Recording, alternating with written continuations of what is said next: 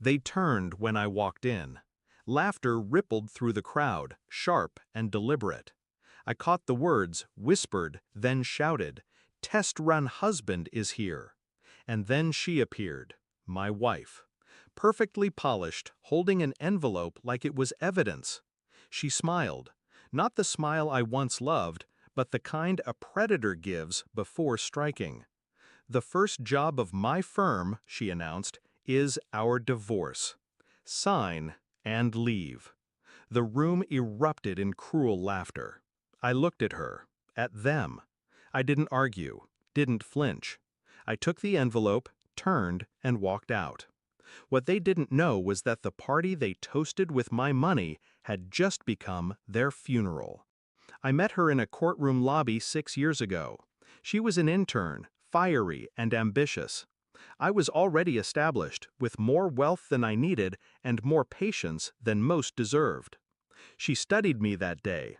Not my face, not my voice. She studied the watch on my wrist, the keys in my hand, the weight of my silence.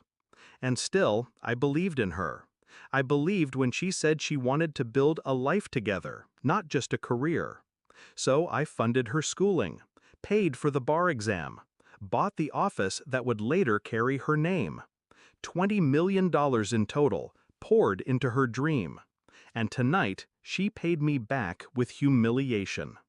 Truth is, I should have seen it coming. The late nights at the firm, the way she angled conversations to remind me I was temporary, that my usefulness had an expiration date. I overheard once her laugh in the hallway, speaking to her partner, calling me the test run husband, a practice marriage before she upgraded. I didn't confront her, because confrontation gives warning. I preferred silence. That silence became my weapon. I started pulling strings months ago, quietly rewriting contracts, shifting authorizations, placing holds where she thought doors were wide open. Every trip she planned, every vendor she bragged about, every luxury tied to my accounts, I let them stand. For a while, but only because I knew when to cut them. At the moment it would cost her most.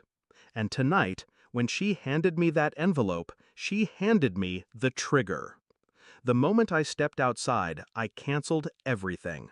The ballroom catering? Declined. The wine shipment? Returned. The after-party in the penthouse suite? Canceled mid-preparation. Flights for her and her partner to Bali tomorrow? Voided. Then came the firm itself.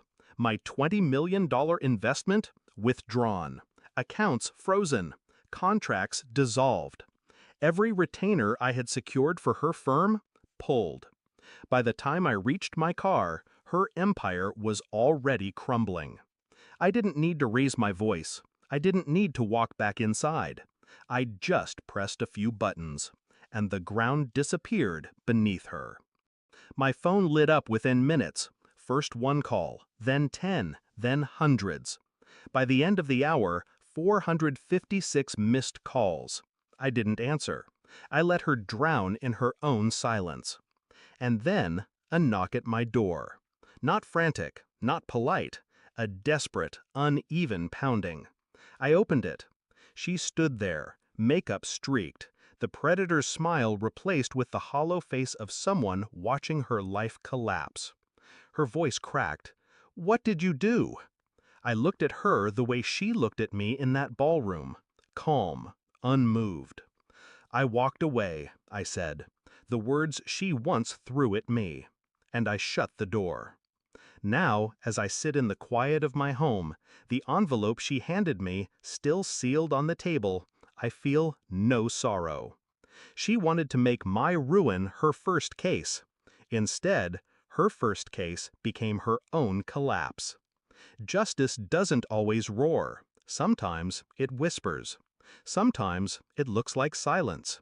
Sometimes it looks like a man walking away while everything he built for someone else turns to ash in their hands.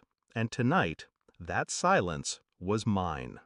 Now, as I sit in the quiet of my home, the envelope she handed me still sealed on the table, I feel no sorrow.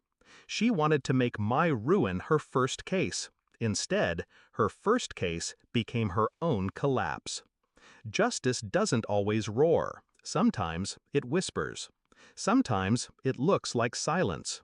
Sometimes it looks like a man walking away while everything he built for someone else turns to ash in their hands. And tonight, that silence was mine.